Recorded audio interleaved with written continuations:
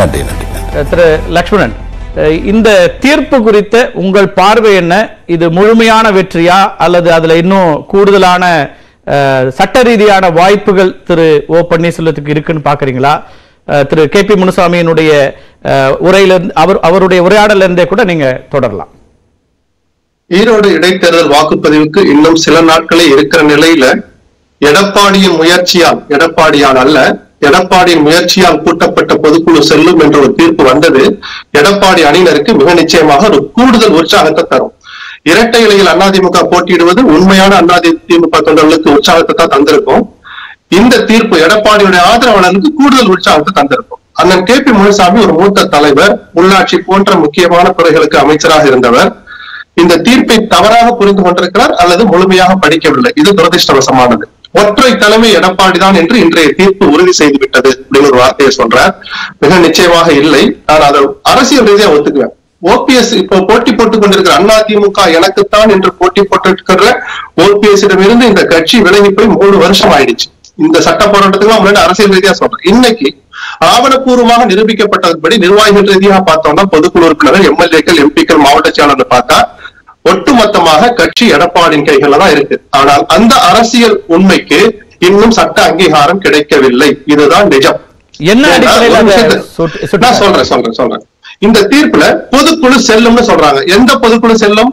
OPS 2 பாயிண்ட சொல்லிட்டு போய் இந்த பொதுக்குழு செல்லாதுன்னு சொல்லுங்கன்னு சொல்றாங்க. 15 நாட்கள் அவகாசம் கொடுக்கல, உரிய நபரால் கூட்டப்படல. இந்த 2 காரணங்களுக்காக பொதுக்குழு செல்லாதுன்னு சொல்லுங்கன்ற அந்த ஒரு பிரேயர் தான் பன்னீர்செல்வம் எடுத்துட்டு போறார் OPS. நீதிமன்றம் அந்த 2ஐயும் பரிசீலிக்குது. அந்த 2மே தள்ளுபடி பண்ணிட்டு இல்ல, அந்த 2 15 நாள் அவகாசம் கொடுக்கணும் அவசியம் இல்லை. ஆண்டுக்கு ஒரு முறை கூட்டப்படுகிற பொதுக்குழுவுக்கு தான் 15 நாள் அவகாசம் கொடுக்கணும். இது போன்ற அவசர கால சிறப்பு பொதுக்குழுவுக்கு 15 நாள் அவகாசம் தேவையில்லை அப்படின்ற காரணத்தினாலையும், தமிழ் மகன் உசேனுடைய தலைமையில முந்தைய பொதுக்குழு கூடுச்சுங்கிற அதையும் காரணமா வச்சு அந்த பாயிண்டையும் வச்சு OPS உடைய அந்த மனுவை தள்ளுபடி பண்றாங்க.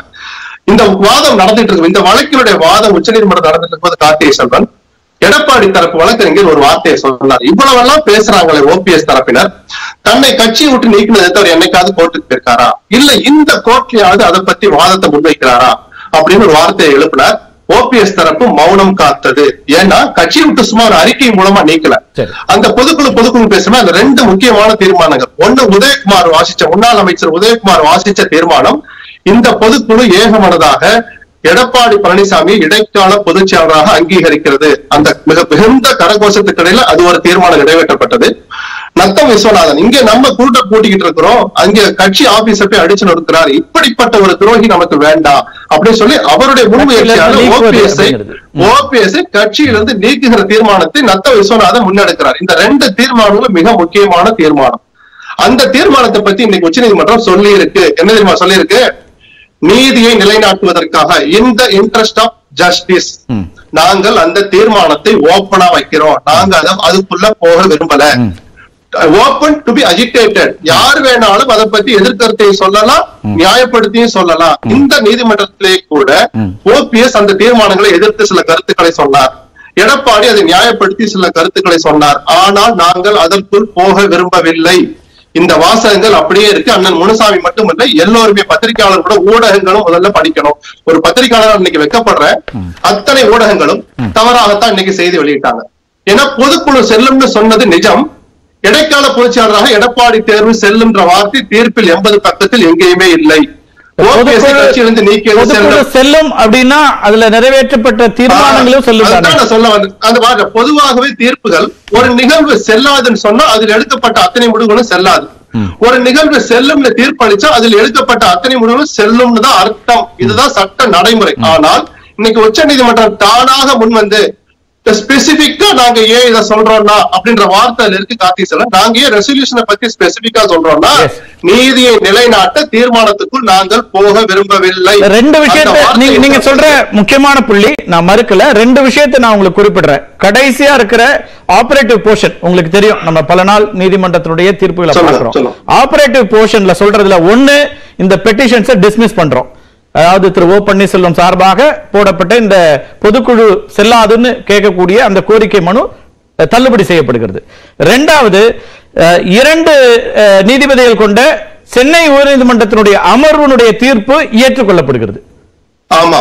அப்ப அந்த தீர்ப்பு இடைக்கால பொதுச்செயலாளர் அப்படிங்கிற அந்த நிலைப்பாட்டை எடப்பாடி பழனிசாமிக்கான ஆதரவாக தானே இருந்தது. இல்ல, அந்த தீர்ப்பு சொன்னது நீங்க பாதிதான் சொல்றோம், நம்ம எல்லாரும் தவறா புரிஞ்சிட்டோம். அந்த தீர்ப்பு சொன்னது பொதுக்குழு கூட்டப்பட்டதை நாங்க ஏத்துக்கிறோம். இந்த ஒருங்கிணைப்பாளர் இணை ஒருங்கிணைப்பாளர் பதவிகளை நீக்கினது, யார் நீடிக்கிறா யார் ராஜினாமா பண்ணுகிற விஷயத்தை சிவில் சூட் முடிவு பண்ணும். அந்த 2 நீதிபதிகள் எடுத்த தீர்ப்பு எடுத்து பாருங்க, அதுல அந்த வார்த்தை இருக்கும். சிவில் சூட்ல உச்ச நீதிமன்ற வாதங்கள்ல நடந்த ஒரு விஷயத்தை உங்களுக்கு நினைவூட்டுற, அப்போது உச்ச நீதிமன்றத்துல இந்த விஷயம் சொல்லப்பட்ட போது ஒரு இடைக்கால இது வரும்போது இடைக்கால பொதுச்செயலாளர் அப்படிங்கிற இடத்துக்கு அவங்க அதை மறுக்கல. அதை இவங்க ஒரு அதுக்கு பிறகு பொதுக்குழு எந்த முடிவு எடுக்கக்கூடாதுன்னு உச்ச நீதிமன்றம் சொல்லுது. அதுக்கு இவங்க அதுக்கான ஒப்புதல் கொடுக்குறாங்க. எடப்பாடி பழனிசாமி தரப்புல இருந்து அதுக்கான ஒரு ஒப்புதல் கொடுக்கப்படுது. அப்போதும் இடைக்கால பொதுச்செயலாளர் என்பது நிராகரிக்கப்படல உச்ச நீதிமன்றத்தினால, ஏற்கப்படல. கார்த்திகேசன், இந்த பிரதான வழக்குக்கே வருவோம். ஈரோடு இடைத்தேர்தலுக்காக இந்த வழக்கில் ஒரு இடைக்கால தீர்ப்பு வழங்கப்பட்டதா? அந்த பொதுக்குழுல கூட பொதுக்குழுவை கூட்டுங்க, யார் கூட்டணும்? எடப்பாடி பழனிசாமிக்கு அந்த அதிகாரம் வழங்கப்படவில்லை. தமிழ்மகன் ஹுசைனை நியமிக்கிறோம், அவர் சர்க்குலேஷன்ல பொதுக்குழுவை கூட்டட்டும், இந்த இடைத்தேர்தலுக்காக அவர் அந்த முடிவை எடுத்து தேர்தல் ஆணையத்துக்கு கொடுப்பார், நீங்கள் அந்த முடிவை ஏத்துக்குங்கன்னு ஸ்பெசிபிக்கா தேர்தல் ஆணையத்துக்கு உத்தரவு போச்சு. எடப்பாடி அந்த நேரத்தில் அங்கீகரிக்க அவர் நினைத்திருந்தால் அந்த பொதுக்குழு எடப்பாடி கூட்டட்டும் சொல்லியிருப்பாங்க. அது இடைக்கால தீர்ப்பு, அது இடைக்கால தீர்ப்பு, இடையீட்டு மனுவுக்கான இடைக்கால தீர்ப்பு. ஏன்னா அப்போ தேர்தலை சந்திக்கணும், அதுக்கு வேட்பாளர் வரணும், அது மட்டும் தான் டீல் பண்ணாங்களே ஒழிய முழுமையான தீர்ப்புல இந்த 2 தானே பிரதானமா இருக்கு. நீங்க சொல்லக்கூடியது இந்த முழுமையான தீர்ப்புல எடப்பாடி பழனிசாமி அந்த கெப்பாசிட்டியில இடைக்கால பொதுச்செயலாளர் என்கிற கெப்பாசிட்டியில தன்னுடைய கடமைகளை செய்யலாம், தொடரலாம். ஒரு வரி ஒரு வார்த்தை இருக்கா? இல்ல. அதனாலதான் சொன்னேன். அதனாலதான் சொன்னேன் இந்த தீர்ப்பு அந்த அணியினருக்கு ஒரு உற்சாகத்தை தரும், நிச்சயமாக உற்சாகத்தை தரும். ஆனால் எடப்பாடிக்கு ஏமாற்றம் அளிக்கிற தீர்ப்பு தான். நாளைக்கு ஒரு அவசர காரியத்துக்காக பொதுக்குழு கூட்ட வேண்டும் என்றுனா கூட எடப்பாடியால் கூட்ட முடியாது. திரு மணிகண்டன் குறுக்கிட விரும்புறாரு, அவர் உங்கள முரண்படுறாரு, கேட்டுட்டு வந்துடலாம். மணிகண்டன்.